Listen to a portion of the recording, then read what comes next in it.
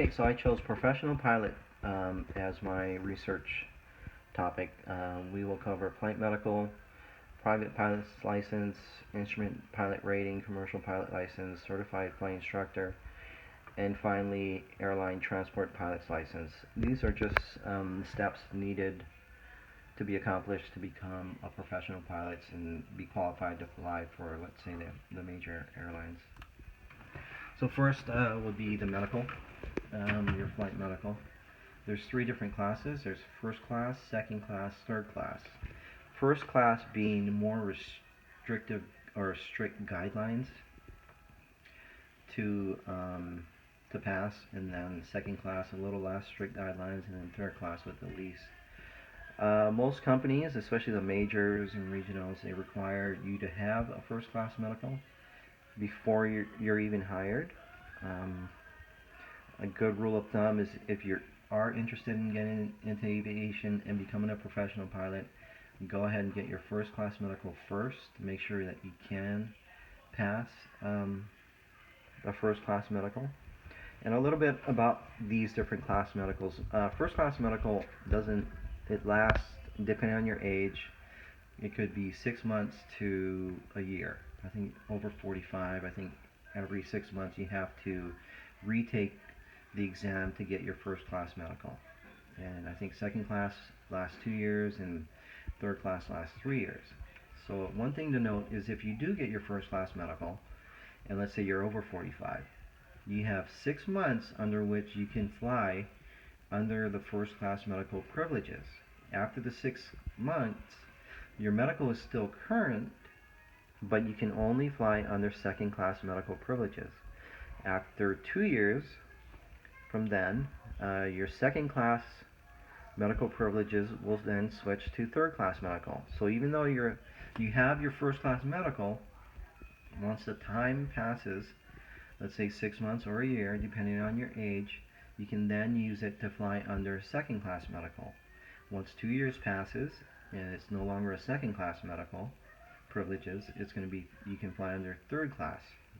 So your initial first class medical will be valid for 3 years, but the different privileges that you get to fly under depends on the date of the exam, and so if you got it on the first and then 6 months down the road, this now turns into, you can use it for second class privileges. Initially, when you first start flying, you want to get your private pilot's license, and everything you need to know, you can go on the web, which makes things so much easier nowadays. So FAA.gov, you can go to 14 CFR Part 61 Subpart E, and this gives you everything you need to know about completing the private pilot. And here's a little summary. Usually takes around 40 hours minimum, which consists of at least 20 hours minimum of flight training with an instructor on the private pilot areas of operation, including 3 hours of cross-country flight training in a single-engine airplane, 3 hours of night flight training in a single-engine airplane that includes at least 1 cross-country flight of over 100 nautical miles total distance, and 10 takeoffs and landings to a full stop, with each involving a flight in the traffic pattern at an airport. 3 hours of flight training by reference to instruments. This is considered simulated instruments in a single engine airplane, and 3 hours of flight training in a single engine airplane within the 60 days prior to the practical test. There's a solo requirement, 10 hours minimum of solo flying in a single engine airplane on the private pilot areas of operation, including 5 hours of solo cross-country flying, 1 solo cross-country flight of at least 150 nautical miles total distance, with full stop landings at 3 points in one segment of at least 50 nautical miles between takeoff and landings, and 3 takeoffs and landings to a full stop in an airport with an operating control tower. I should note that every time you go for like a pilot's license or rating, there's going to be 3 different areas: a written test you have to take, oral test, and a practical test, the flying portion of of the particular license or rating you're going for. This is a copy of what a pilot's license looks like, and you'll notice here where it says private pilot, and you'll have your certificate number and date of issue, and all the stuff from your name, your address, nationality, DOB, your date of birth, sex, height, weight, hair, and all that. Private pilot certificate number, date of issue. Okay, and so this is a private pilot, what a private pilot's license looks like. The commercial and ATP looks exactly the same. The only thing that changes, maybe your weight, but this private pilot will change from private pilot to commercial, or commercial to airline transport pilot. Okay, usually after your after your private pilot's license, you want to get your instrument pilot rating, because we all know you look up in the sky and there's going to be some days it's going to be really rough, a lot of clouds, and visibility won't be that great. So it's really important for a professional pilot to be really good at being able to fly with just reference to instruments. And here's a little summary of what the instrument pilot rating entails. A person who applies for an instrument rating must hold at least a current private pilot's certificate, or be concurrently applying for a pilot private certificate with an airplane, helicopter, or powered lift rating appropriate to the instrument rating sought. Be able to read, speak, write, and understand English language. You must have logged the following: at least 50 hours of cross-country flight as a pilot in command. At least 10 of these hours must be in airplanes for an instrument airplane rating. A total of 40 hours of actual or simulated instrument time on the areas of operation listed in 14 CFR 6165. Excuse me. And at least 15 hours of instrument flight training from an authorized instructor in the aircraft category for the instrument rating sought. For instrument airplane rating, instrument training on cross-country flight procedures that includes at least one cross-country flight in an airplane that is performed under IFR rules, instrument flight rules.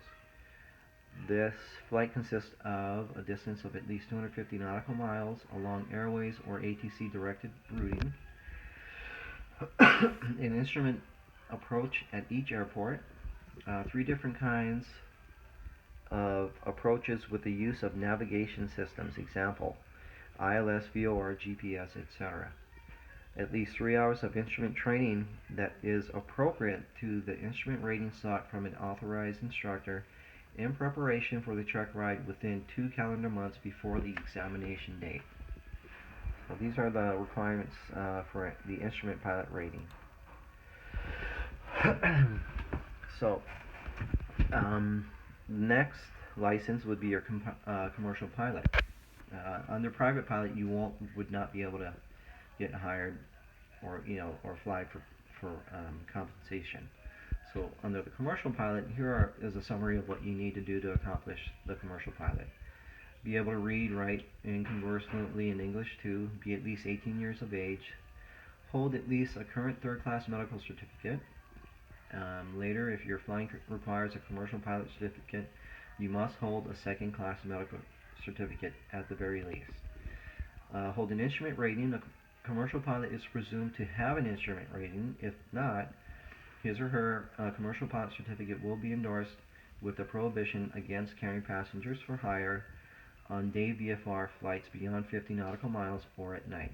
So if you get a job and you don't have your instrument rating, but you do have your commercial pilot's license, you'll be restricted to carrying passengers within 50 nautical miles of the airport, and not at night. You would not be able to carry passengers at night. Receive and log ground training from an authorized instructor or complete a home study course. Pass a knowledge test with a score of 70% or better. The instrument rating knowledge test consists of 100 multiple choice questions selected from the airplane-related questions in the FAA's commercial test bank. Accumulate appropriate flight experience and instruction. See FAR 61-129. A total of 250 hours of flight time is required. Successfully complete a practical test given by an FAA examiner or inspector. So these are the things that you would need to do to accomplish that commercial pilot's license. And usually it helps if you're going for your instrument rating and you're splitting time with someone, another private pilot. You guys can split the cost and build your 250 hours of required flight time for commercial pilots that much quicker. After you get your flight instructor and you are ready to be hired, nobody's going to hire you because your total time is going to be, and your lack of experience make insurance requirements a little too high for most companies. So it's really hard to get hired as just a commercial pilot with low time commercial pilot. So what a lot of people do is go straight into flight instructing to get paid and build flight time that way. So here's the brief requirements to become a certified flight instructor. And it also looks really good on your resume. So under 14 CFR Part 61 Subpart H, flight instructors other than flight instructors with a sport pilot rating, I'm sorry, you can just go to FAA.com and they will give you under 61-181 applicability, 61-183 eligibility requirements, 61-185 aeronautical knowledge, 61-187 flight proficiency, 61-189 flight instructor records, 61-191 additional flight instructor ratings that you can get, 61-193 flight instructor privileges, 61-195 flight instructor limitations and qualifications.